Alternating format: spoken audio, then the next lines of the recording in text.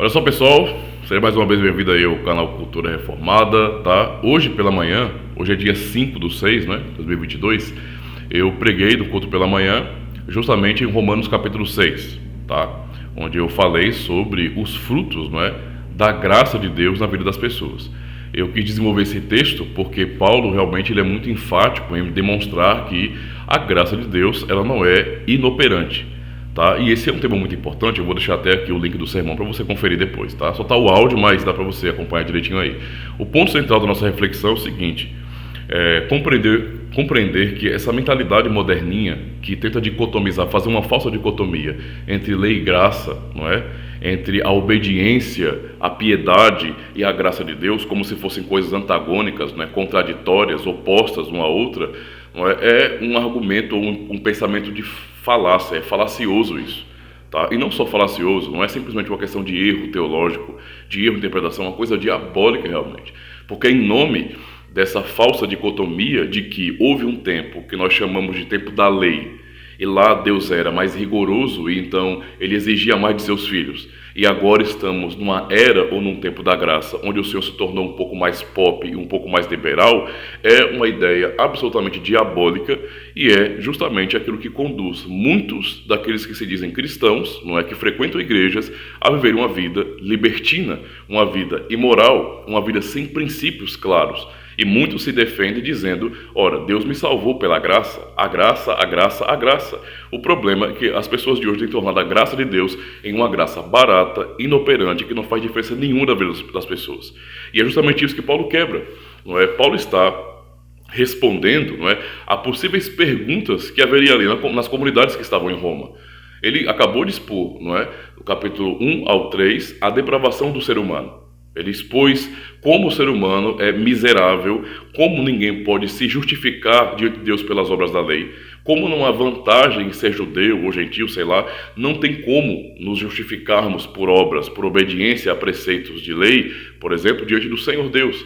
Porque nós somos pecadores. O próprio capítulo 8 fala, a lei não pode fazer isso, no que estava enfermo pelo pecado, pela carne no caso, né?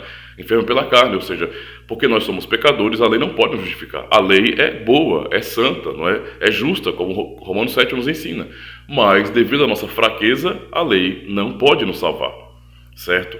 Não pode. E então alguém pensando, não é? De repente que, ora, uma vez que a lei não pode nos salvar, nós não conseguimos ser salvos por meio da lei, recebemos tudo pela graça de Deus, então, para que essa graça de Deus seja ainda mais abundante, ela possa brilhar ainda mais, vamos ver uma vida libertina, fazendo tudo o que nós quisermos fazer, o que nossa carne deseja, para que então Deus possa nos perdoar ainda mais e a sua graça fique mais evidente. Esse tipo de raciocínio é diabólico, é carnal. E eu sei que muitos cristãos hoje têm esse mesmo tipo de raciocínio. A defesa para que muitos cristãos usam hoje é justamente isso. Quando são cobrados, exortados pelo conselho da igreja, pelos presbíteros, quando houve uma pregação que traz uma exortação dura, não é? Essas pessoas tentam se defender com a graça de Deus. E muitos ainda dizem ter um conflito que para mim não faz sentido, né? Um conflito.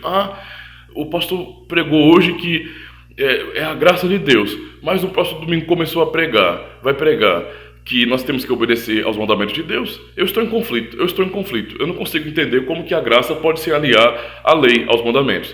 Então, essa dicotomia, digamos assim, é algo falacioso e diabólico. Paulo resolve isso no capítulo 6, mostrando que, na verdade, nós que morremos para o pecado, e esta é a aplicação da graça, não faz sentido que nós que morremos para o pecado vivamos ainda no pecado. E então ele vai fazer uma aplicação do significado, de um dos significados do batismo nesse sentido, para mostrar que esta graça aplicada em nossa vida pelo Espírito Santo de Deus, não é? Essa obra de Cristo aplicada em nós nos mostra que quando Cristo morreu na cruz, nós morremos nele. Quando ele ressuscitou, nós ressuscitamos com ele para uma nova vida. Ele usa isso como algo paralelo, exemplar, a fim de que nós entendamos que a nova vida em Cristo é uma vida de obediência. Então, na palavra de Deus, graça e lei, ou graça e obediência e vida piedosa, não são antagônicos, não entram em contradição, são na verdade o óbvio da vida cristã.